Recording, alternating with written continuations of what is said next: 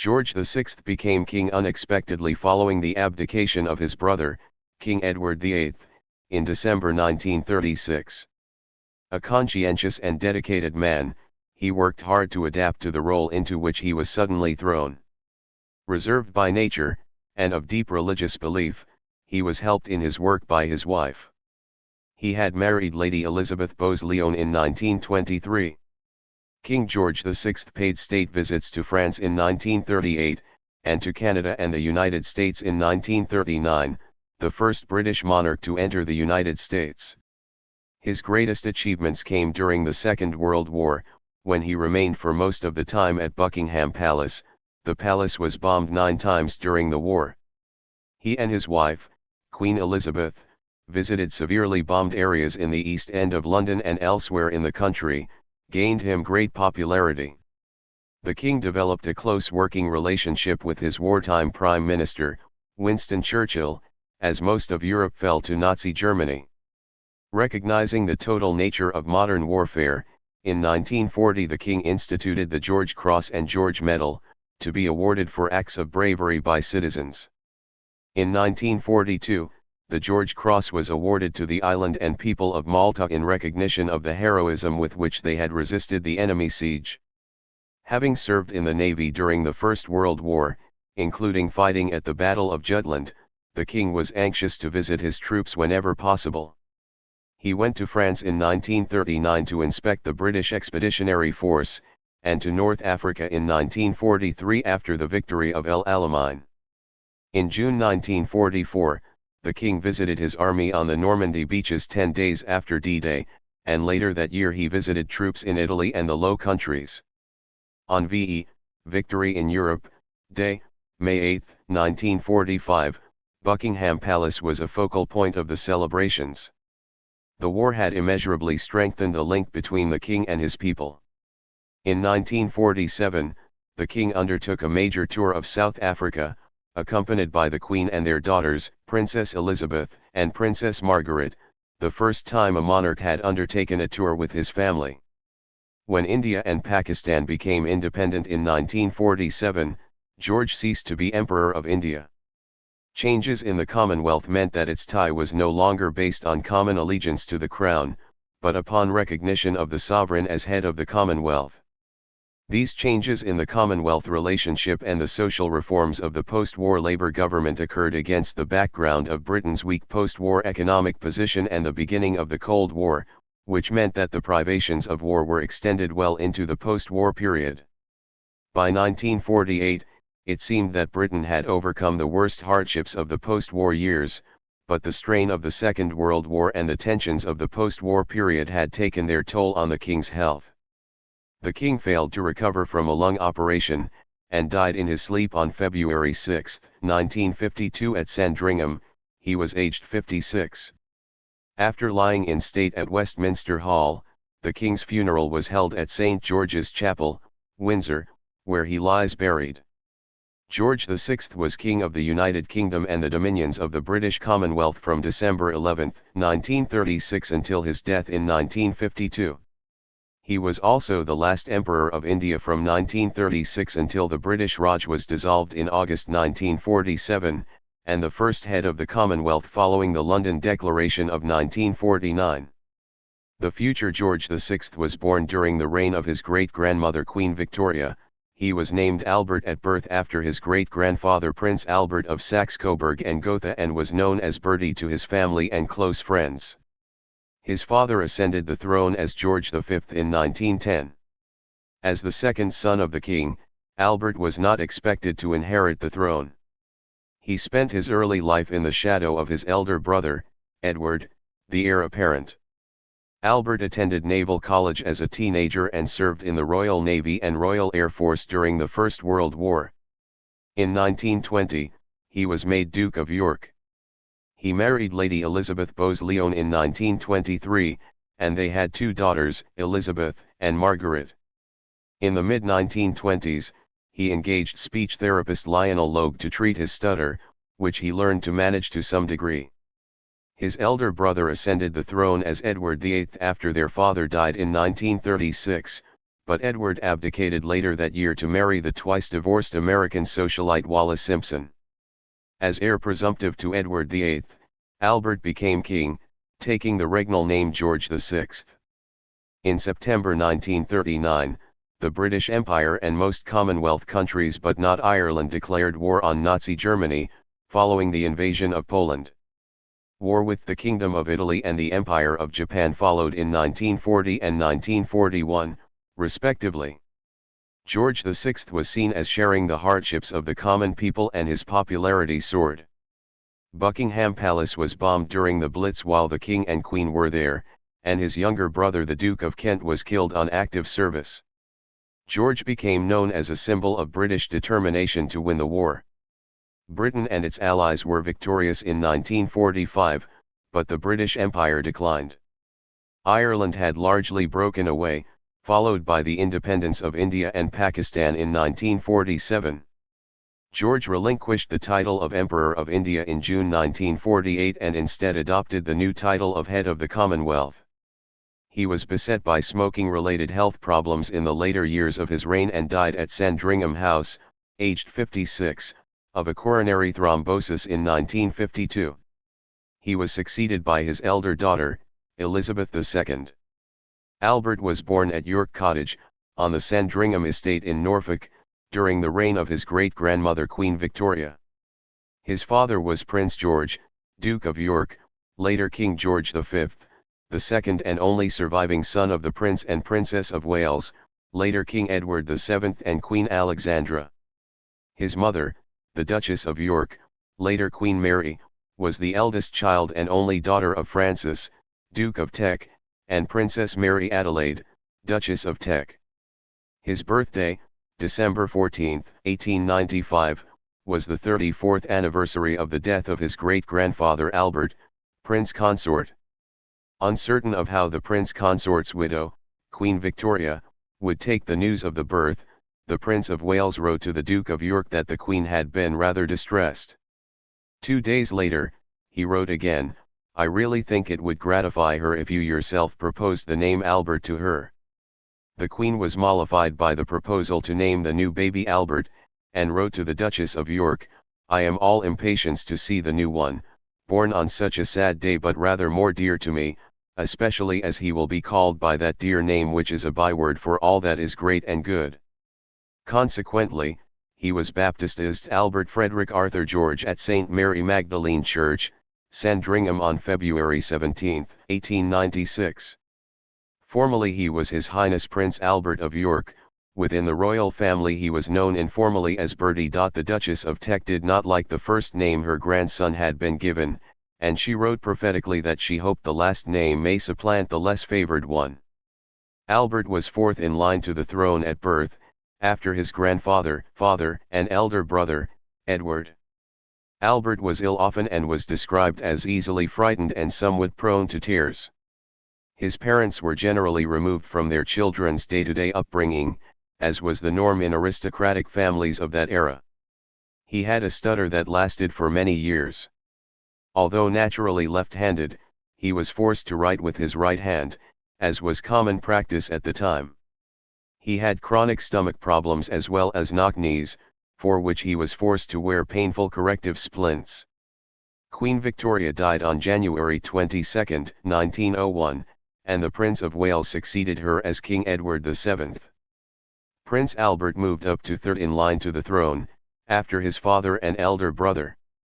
Beginning in 1909, Albert attended the Royal Naval College, Osborne, as a naval cadet. In 1911 he came bottom of the class in the final examination, but despite this he progressed to the Royal Naval College, Dartmouth. When his grandfather Edward VII died in 1910, his father became King George V. Prince Edward became Prince of Wales, with Albert second in line to the throne. Albert spent the first 6 months of 1913 on the training ship HMS Cumberland in the West Indies, and on the east coast of Canada he was rated as a midshipman aboard HMS Collingwood on September 15, 1913. He spent 3 months in the Mediterranean, but never overcame his seasickness.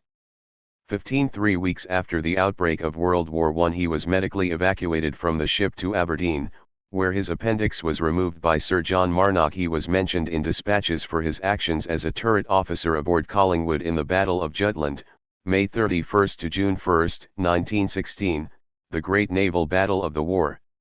He did not see further combat, largely because of ill health caused by a duodenal ulcer, for which he had an operation in November 1917. In February 1918 Albert was appointed officer in charge of boys at the Royal Naval Air Services Training Establishment at Cranwell. With the establishment of the Royal Air Force, Albert transferred from the Royal Navy to the Royal Air Force. He served as officer commanding No. 4 Squadron of the Boys Wing at Cranwell until August 1918, before reporting for duty on the staff of the RAF's Cadet Brigade at St. Leonards-on-Sea and then at Shorncliffe. He completed a fortnight's training and took command of a squadron on the Cadet Wing.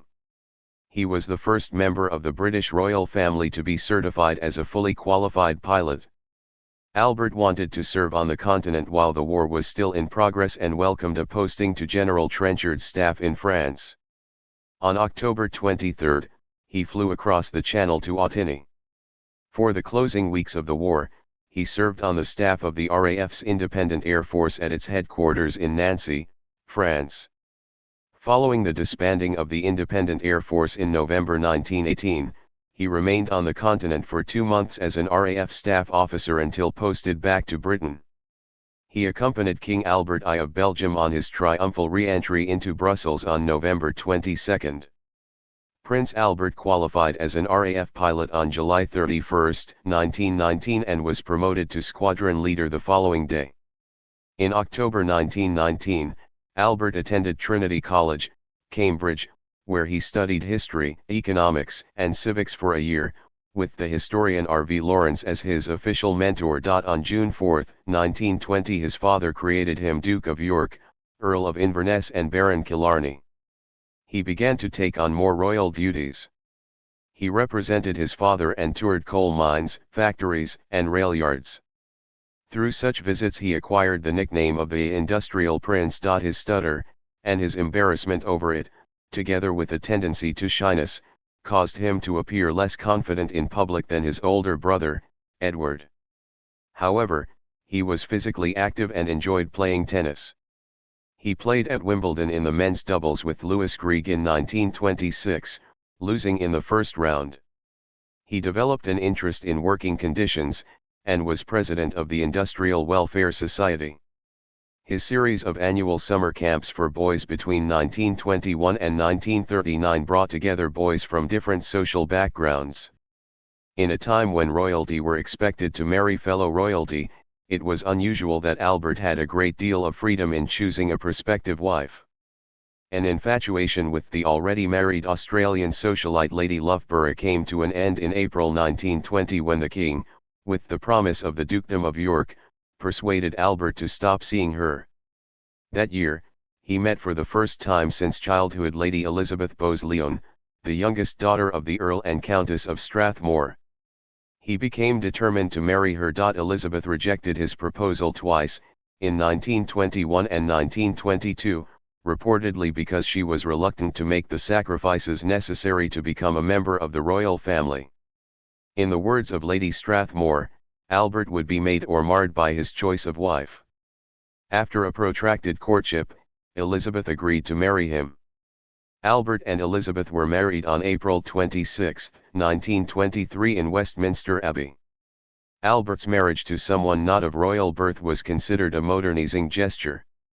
The newly formed British Broadcasting Company wished to record and broadcast the event on radio, but the Abbey chapter vetoed the idea, although the Dean, Herbert Edward Ryle, was in favour. From December 1924 to April 1925, the Duke and Duchess toured Kenya, Uganda, and the Sudan, travelling via the Suez Canal and Aden. During the trip, they both went big game hunting. Because of his stutter, Albert dreaded public speaking. After his closing speech at the British Empire exhibition at Wembley on October 31, 1925, one which was an ordeal for both him and his listeners, he began to see Lionel Logue, an Australian-born speech therapist. The Duke and Logue practiced breathing exercises, and the Duchess rehearsed with him patiently. Subsequently, he was able to speak with less hesitation. With his delivery improved, Albert opened a new Parliament House in Canberra, Australia, during a tour of the Empire with the Duchess in 1927. Their journey by sea to Australia, New Zealand, and Fiji took them via Jamaica, where Albert played doubles tennis partnered with a black man, Bertrand Clark, which was unusual at the time and taken locally as a display of equality between races. The Duke and Duchess had two children, Elizabeth, called Lilibet by the family, and the future Elizabeth II, who was born in 1926, and Margaret, who was born in 1930. The close family lived at White Lodge, Richmond Park, and then at 145 Piccadilly, rather than one of the royal palaces. In 1931, the Canadian Prime Minister, R.B. Bennett, considered Albert for Governor-General of Canada, a proposal that King George V rejected on the advice of the Secretary of State for Dominion Affairs, J.H. Thomas.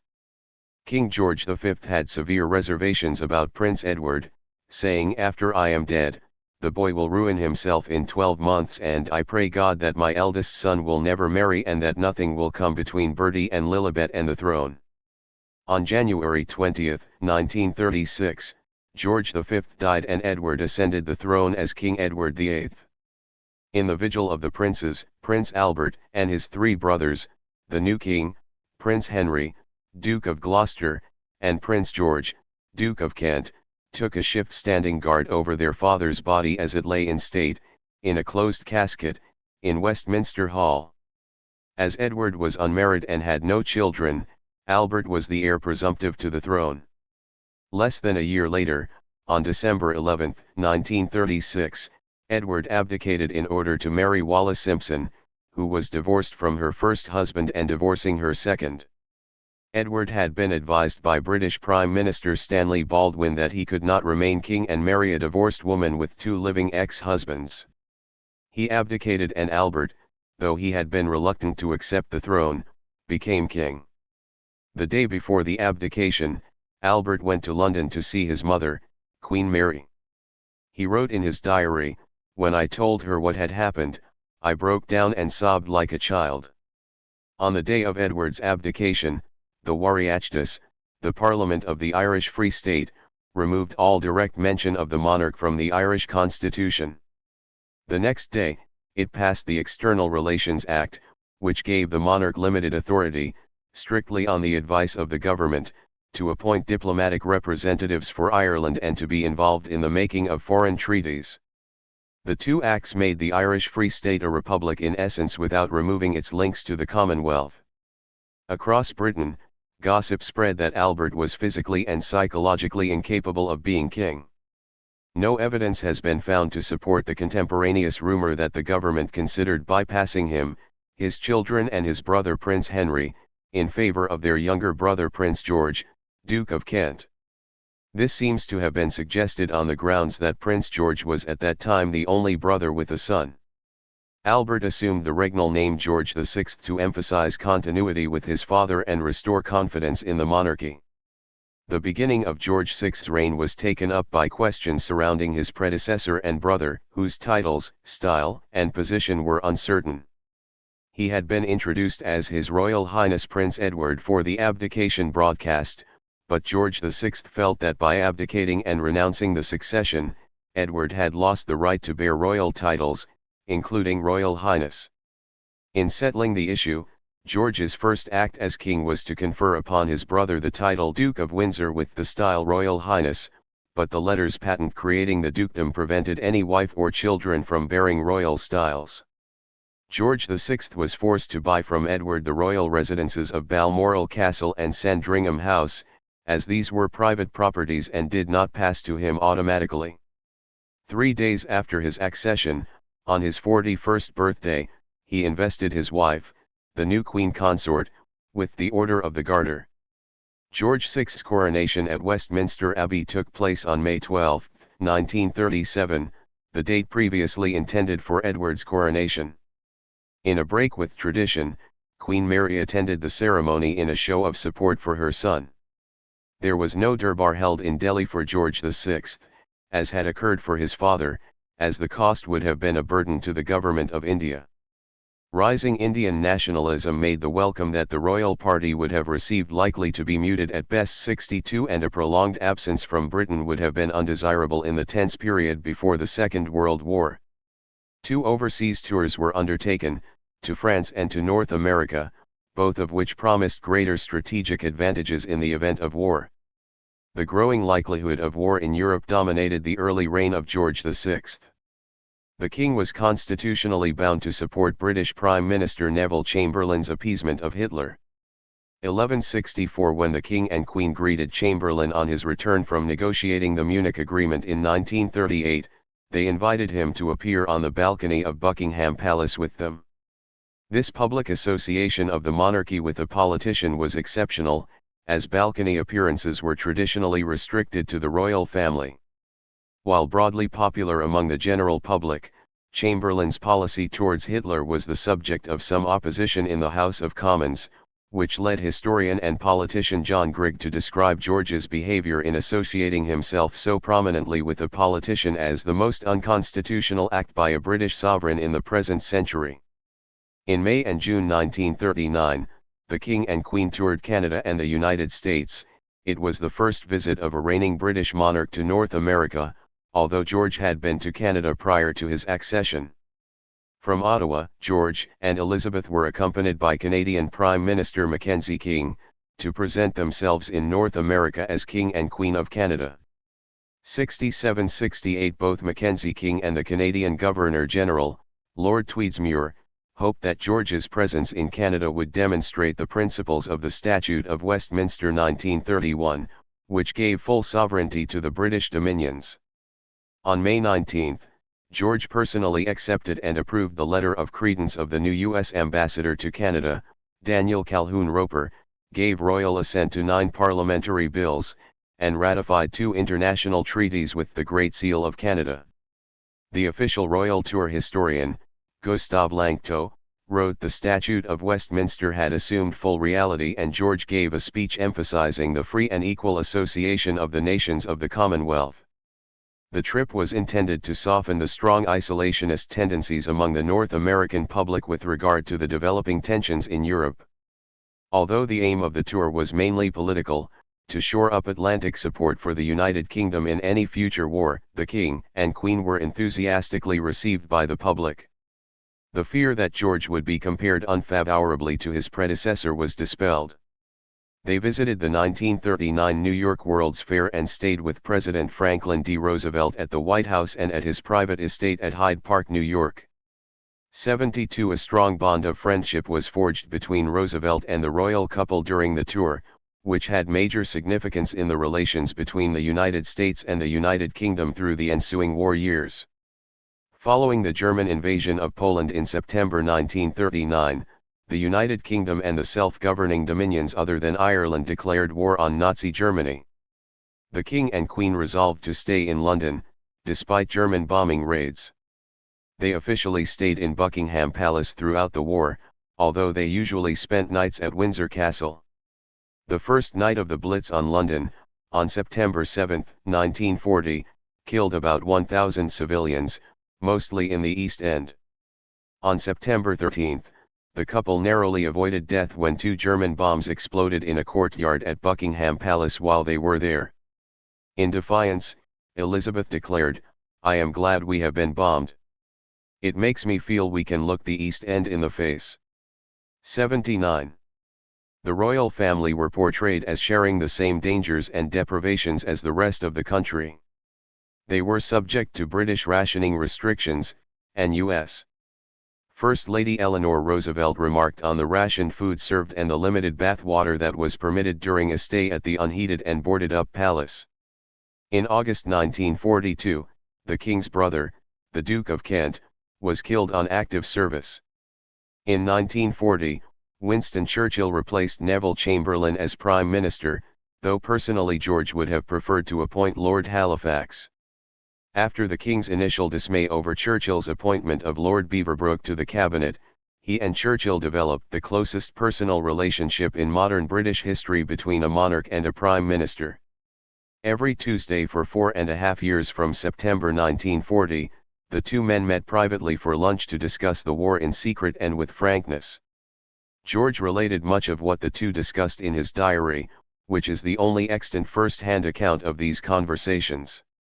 Throughout the war, George and Elizabeth provided morale-boosting visits throughout the United Kingdom, visiting bomb sites, munitions factories, and troops. George visited military forces abroad in France in December 1939, North Africa and Malta in June 1943, Normandy in June 1944, southern Italy in July 1944, and the Low Countries in October 1944. Their high public profile and apparently indefatigable determination secured their place as symbols of national resistance. At a social function in 1944, the chief of the Imperial General Staff, Field Marshal Alan Brooke, revealed that every time he met Field Marshal Bernard Montgomery, he thought Montgomery was after his job. George replied, "You should worry, when I meet him, I always think he's after mine." In 1945, crowds shouted "We want the King" in front of Buckingham Palace during the Victory in Europe Day celebrations. In an echo of Chamberlain's appearance, the King invited Churchill to appear with the royal family on the balcony to public acclaim. In January 1946, George addressed the United Nations at its first assembly, which was held in London, and reaffirmed our faith in the equal rights of men and women and of nations great and small. George VI's reign saw the acceleration of the dissolution of the British Empire. The Statute of Westminster 1931 had already acknowledged the evolution of the dominions into separate sovereign states. The process of transformation from an empire to a voluntary association of independent states, known as the Commonwealth, gathered pace after the Second World War. During the ministry of Clement Attlee, British India became the two independent dominions of India and Pakistan in August 1947. George relinquished the title of Emperor of India, and became King of India and King of Pakistan instead. In late April 1949, the Commonwealth leaders issued the London Declaration, which laid the foundation of the modern Commonwealth and recognized George as head of the Commonwealth. In January 1950, he ceased to be King of India when it became a republic. He remained King of Pakistan until his death. Other countries left the Commonwealth, such as Burma in January 1948, Palestine, divided between Israel and the Arab states, in May 1948 and the Republic of Ireland in 1949. In 1947, George and his family toured southern Africa. The Prime Minister of the Union of South Africa, Jan Smuts, was facing an election and hoped to make political capital out of the visit. George was appalled, however, when instructed by the South African government to shake hands only with whites, and referred to his South African bodyguards as the Gestapo. Despite the tour, Smuts lost the election the following year, and the new government instituted a strict policy of racial segregation. The stress of the war had taken its toll on George's health, made worse by his heavy smoking, and subsequent development of lung cancer among other ailments, including arteriosclerosis and Buerger's disease. A planned tour of Australia and New Zealand was postponed after George developed an arterial blockage in his right leg, which threatened the loss of the leg, and was treated with a right lumbar sympathectomy in March 1949. His elder daughter and heir presumptive, Elizabeth, took on more royal duties as her father's health deteriorated. The delayed tour was reorganized, with Princess Elizabeth and her husband, Philip, Duke of Edinburgh, taking the place of the King and Queen. George was well enough to open the Festival of Britain in May 1951, but on June 4 it was announced that he would need immediate and complete rest for the next 4 weeks, despite the arrival of Håkon VII of Norway the following afternoon for an official visit. On September 23, 1951, his left lung was removed in a surgical operation performed by Clement Price Thomas after a malignant tumor was found. In October 1951, Elizabeth and Philip went on a month-long tour of Canada. The trip had been delayed for a week due to George's illness. At the state opening of Parliament in November, the Lord Chancellor, Lord Simons, read the King's speech from the throne. The King's Christmas broadcast of 1951 was recorded in sections, and then edited together. On January 31, 1952, despite advice from those close to him, George went to London Airport to see Elizabeth and Philip off on their tour to Australia via Kenya. It was his last public appearance. 6 days later, at 7:30 GMT on the morning of February 6, he was found dead in bed at Sandringham House in Norfolk. He had died in the night from a coronary thrombosis at the age of 56. His daughter flew back to Britain from Kenya as Queen Elizabeth II. From February 9, George's coffin rested in St. Mary Magdalene Church, Sandringham, before lying in state at Westminster Hall from February 11. His funeral took place at St. George's Chapel, Windsor Castle, on the 15th. He was interred initially in the Royal Vault until he was transferred to the King George VI Memorial Chapel inside St. George's on March 26, 1969. In 2002, 50 years after his death, the remains of his widow, Queen Elizabeth the Queen Mother, and the ashes of his younger daughter, Princess Margaret, who both died that year, were interred in the chapel alongside him. In 2022, the remains of Queen Elizabeth II and her husband, Prince Philip, were also interred in the chapel. In the words of Labour Member of Parliament, MP, George Hardie, the abdication crisis of 1936 did more for republicanism than 50 years of propaganda. George VI wrote to his brother Edward that in the aftermath of the abdication he had reluctantly assumed a rocking throne and tried to make it steady again. He became king at a point when public faith in the monarchy was at a low ebb. During his reign, his people endured the hardships of war, and imperial power was eroded. However, as a dutiful family man and by showing personal courage, he succeeded in restoring the popularity of the monarchy. The George Cross and the George Medal were founded at the king's suggestion during the Second World War to recognize acts of exceptional civilian bravery. He bestowed the George Cross on the entire island fortress of Malta in 1943. He was posthumously awarded the Order of Liberation by the French government in 1960, one of only two people, the other being Churchill in 1958, to be awarded the medal after 1946. Colin Firth won an Academy Award for Best Actor for his performance as George VI in the 2010 film The King's Speech. As Duke of York, Albert bore the royal arms of the United Kingdom differenced with a label of 3 points argent, the centre point bearing an anchor azure, a difference earlier awarded to his father, George V, when he was Duke of York, and then later awarded to his grandson Prince Andrew, Duke of York. As king, he bore the royal arms undifferenced. Thank you for watching this video.